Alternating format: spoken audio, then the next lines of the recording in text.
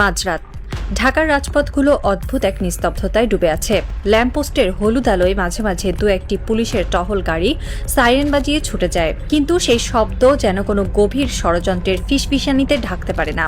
এই শহরের কোনো এক অভিজাত এলাকায় শীতাতপ নিয়ন্ত্রিত কাচের দেয়ালের ওপাশে বসে কিছু মানুষ ছক করছে। তারা কেউ ক্যামেরার সামনে আসে না, কেউ তাদের চেনে না, কিন্তু তাদের হাতের ইশারায় একটি রাষ্ট্রের ভাগ্য নির্ধারিত হয়। তারা হলো সেই ডিপ স্টেট, অদৃশ্য রাষ্ট্রযন্ত্র। আর এই যন্ত্রের রিমোট কন্ট্রোল যাদের হাতে, তারা সীমানার ওপারে বসে মুচকি হাসে। রাজনীতি কোনো সরল রেখায় চলে না। এটি এমন এক দাবা খেলা যেখানে বীরেরা কখনো জানতে পারে না যে তারা কেবলই বলি হওয়ার জন্য জন্ম নিয়েছে। বাংলাদেশের রাজনীতির ক্ষেত্রে এই দাবার বোর্ডটি নিয়ন্ত্রিত হয়ে আসছে বহু দশক ধরে, বিশেষ করে সেই 1971 সালের পর থেকে। তবে এর চূড়ান্ত রূপরেখা বাস্তবায়িত হতে শুরু করে এরশাদ আমল থেকে। একটি মাস্টার প্ল্যান যাতে দেশটিতে এমন এক ধরনের লিমিটেড ডেমোক্রেসি বা নিয়ন্ত্রিত গণতন্ত্র বজায় থাকে, যার ভেতর দিয়ে খুব সন্তর্পণে বিদেশি প্রভাব, বিশেষ করে ভারতের প্রভাব বিস্তার করা যায়। বলা হয়ে থাকে, তুমি যদি তোমার প্রতিবেশীকে খুশি রাখতে না পারো তবে তোমার ধ্বংস অনিবার্য। এই একটি মন্ত্র বাংলাদেশের রাজনীতিতে গেঁথে দেওয়া হয়েছে অত্যন্ত সুনিপুণভাবে। তুমি ভারত বিরোধী, তাহলে তোমার রাজনৈতিক ক্যারিয়ারের সমাপ্তি এখানে। আর এই প্রভাব বিস্তারের মাধ্যমগুলো শুধু রাজনৈতিক চাপেই সীমাবদ্ধ থাকেনি।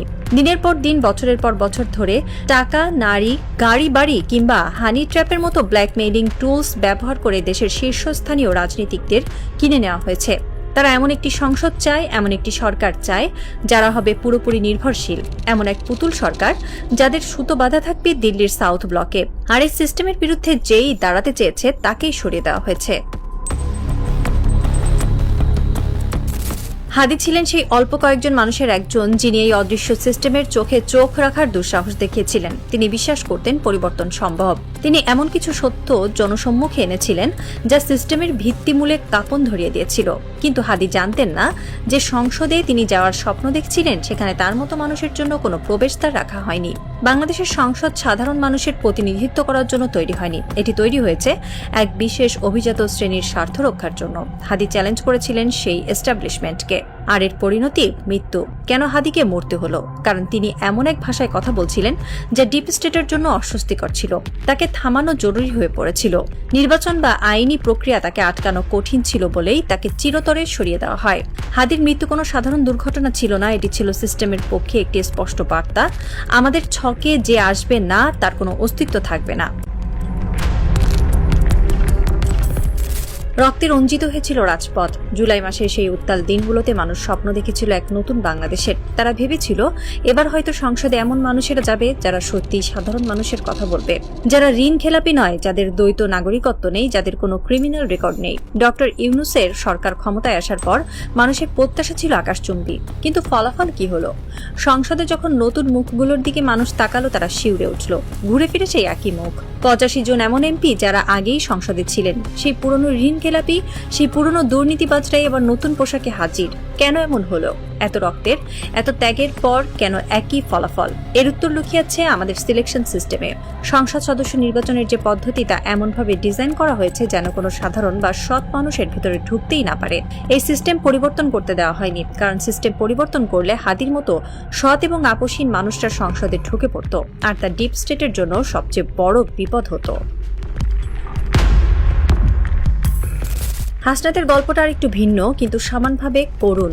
কিছুদিন আগেও সে ছিল জাতীয় এক আন্দোলনের রূপকার, একজন ন্যাশনাল লিডার। তার প্রতিটি কথায় রাজপথ কেঁপে উঠত। সাধারণ মানুষ তার দিকে তাকিয়ে থাকত নতুন নির্দেশের জন্য। কিন্তু সিস্টেম জানে কিভাবে একজন বিদ্রোহীকে বশ করতে হয়। হাসনাতকে মেরে ফেলার প্রয়োজন হয়নি, তাকে সিস্টেমের ভেতরে টেনে নেওয়া হয়েছে। আজ হাসনাত 300 জন এমপির একজন। সংসদে সে কথা বলার সময় মাত্র 5 মিনিট পায়, আর সেই 5 মিনিটের ভেতরে তাকে 14 বার পয়েন্ট অফ অর্ডারে বাধা দেওয়া হয়। তাকে শেখানো হয় সংসদীয় আদব কায়দা, মাননীয় স্পিকার বলে কিভাবে মাথা নিচু করতে হয়। যে হাসনাত পুরো দেশের কথা ভাবত, তাকে এখন কুমিল্লায় তার নির্বাচনী এলাকার ছোটখাটো উন্নয়নমূলক কাজে ব্যস্ত রাখা হয়েছে। তাকে প্রচুর ফান্ড দেওয়া হয়েছে যেন সে এই রাস্তাঘাট আর টেন্ডারের হিসাব মেলাতে ব্যস্ত থাকে। তাকে লোকাল পলিটিক্সে এমনভাবে বেঁধে ফেলা হয়েছে যেন জাতীয় ইস্যু নিয়ে ভাবার কোনো ফুসরতি সে না পায়। বিদ্রোহীকে কিনে নেওয়া হয়নি, তাকে সিস্টেমের ফ্রেমে আটকে ফেলা হয়েছে। অনেকেই বলেন আমাদের নির্বাচন কমিশন ঠিক নেই, কিন্তু আসলে কি শুধু নির্বাচন কমিশনের দোষ? নির্বাচন কমিশন চাইলেও কি কিছু করতে পারত?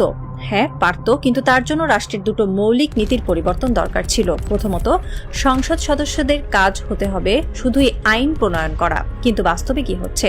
একজন এমপি স্থানীয় সব কমিটির প্রধান, স্কুল কলেজ রাস্তাঘাট টেন্ডার সবকিছুর নিয়ন্ত্রণ তার হাতে। এমনকি এখন এমন নিয়মও করা হয়েছে যে উপজেলা চেয়ারম্যানের অফিসের পাশেই এমপির অফিস থাকবে। এর মানে কি? এর মানে হলো ক্ষমতার সরাসরি দ্বন্দ্ব বা লক অফ।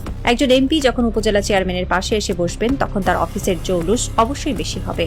চেয়ারম্যান তখন স্বাধীনভাবে কাজ করতে পারবেন না, হয় তাকে এমপির সাথে রেষারেষি করতে হবে, নয়তো এমপির বশ্যতার স্বীকার করতে হবে। এমপিকে আমরা আইন প্রণেতা না বানিয়ে একজন সুপার উপজেলা চেয়ারম্যান বানিয়ে ফেলেছি।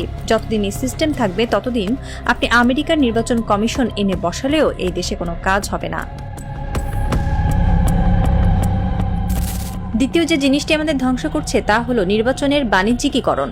আমাদের দেশে নির্বাচন কোনো গণতান্ত্রিক প্রক্রিয়া নয়, এটি একটি হাই প্রোফাইল ইনভেস্টমেন্ট প্রজেক্ট। একজন প্রার্থী নির্বাচনে দাঁড়ান আর তার পেছনে কিছু অদৃশ্য স্পন্সর টাকা ঢালে। তারা কি বিনামূল্যে এই টাকা দেয়? না, এর পেছনে থাকে একটি সুনির্দিষ্ট উদ্দেশ্য, একটি লাভজনক রিটার্নের আশা। যতদিন পর্যন্ত নির্বাচন একটি অলাভজনক প্রক্রিয়ায় পরিণত না হবে ততদিন এই দুর্নীতি চলতেই থাকবে। কিভাবে এটি বন্ধ করা যেত? খুব সহজে। নির্বাচন কমিশন বলতে পারত কোনো প্রার্থী নিজের পোস্টার ছাপাতে পারবে না, প্রচারণা চালাতে পারবে না। নির্বাচন কমিশন 3টি নির্দিষ্ট জায়গায় 3 জন প্রার্থীর পোস্টার পাশাপাশি লাগিয়ে দেবে। কোনো প্রার্থীর মার্কা থাকবে না, শুধু ছবি, নাম আর যোগ্যতা লেখা থাকবে। মানুষ প্রার্থীর চেহারা এবং যোগ্যতা দেখে ভোট দেবে। 3 জন প্রার্থীকে একটি মঞ্চে বসিয়ে সরাসরি বিতর্কের আয়োজন করা যেত, যা টিভিতে লাইভ সম্প্রচারিত হতো। জনগণ দেখত কে কতটা যোগ্য। কিন্তু আমাদের নির্বাচন কমিশন কি সেটা করেছে? করেনি। কারণ এটা করলে এই বিশাল লাভজনক এন্টারপ্রাইজ, এই যে টাকার খেলা, সব বন্ধ হয়ে যেত। সবশেষে ফিরে আসি সেই অদৃশ্য শক্তির কাছে। এই যে সিস্টেম, এই যে বন্দোবস্ত, এগুলো কারা টিকিয়ে রাখছে? যখনই কেউ এই সিস্টেমের বিরুদ্ধে যায়, যখনই কেউ হাদি টাইপ হয়ে যায়, তাকে সরিয়ে দেওয়া হয়। যখন কোনো হাসনাত বিদ্রোহী হয়, তাকে সংসদে বসিয়ে লোকাল ফান্ডের জালে আটকে দেওয়া হয়। ভারত বা আন্তর্জাতিক ভূ রাজনীতির সাথে আমাদের লোকাল পলিটিক্সের এক অদ্ভুত নিখুঁত ব্লেন্ডিং তৈরি হয়েছে। তারা জানে সরকার যেই আসুক না কেন, সিস্টেম তাদের হাতেই থাকবে। কারণ সরকার বদলায় কিন্তু অ্যালাইনমেন্ট বদলায় না। রাতের ঢাকা শহর এখনো নিশ্চুপ। সেই শীতাতপ নিয়ন্ত্রিত ঘরের ভেতরে সিগার আর দামি মদের ধোঁয়ার ভেতর দিয়ে আরেকটি মাস্টার প্ল্যান রচিত হচ্ছে। আগামী নির্বাচনের ব্লুপ্রিন্ট, আগামী 5 বছরের জন্য নতুন কোনো হাসনাতের পতন কিংবা নতুন কোনো হাদির মৃত্যুর পরোয়ানা। বাইরে সাধারণ মানুষ ঘুমিয়ে আছে। তারা সকালে উঠে পত্রিকার পাতা খুলবে, টিভির খবরে দেখবে নতুন কোনো মন্ত্রীর শপথ গ্রহণ। তারা ভাববে দেশ বদলে যাচ্ছে, নতুন সূর্য উঠছে। কিন্তু তারা জানে না এই সূর্যের আলো আসল নয়। এটি একটি মেকি আলো, যা শুধুমাত্র সেই অদৃশ্য প্রভুদের ইশারাতেই জ্বলে আর নেভে। রাষ্ট্রের রন্ধ্রে রন্ধ্রে ঢুকে থাকা ডিপ স্টেট জানে বিপ্লব আসে, বিপ্লব যায়, কিন্তু ক্ষমতার আসল চাবিকাঠি কখনোই হাত বদল হয় না।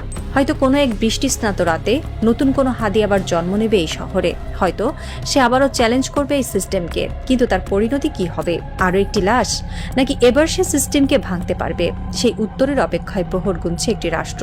তবে ছায়াদের খেলায় শেষ চালটা সবসময় অন্ধকারেরই হয়, কারণ তারা কেবল সরকার বদলায় না, তারা দেশ চালায়। আর এই রাজনৈতিক থ্রিলারের ক্লাইম্যাক্সে সাধারণ মানুষ কেবলই এক বোকা দর্শক, যারা পর্দার পেছনের আসল ভিলেনকে কখনোই দেখতে পায় না।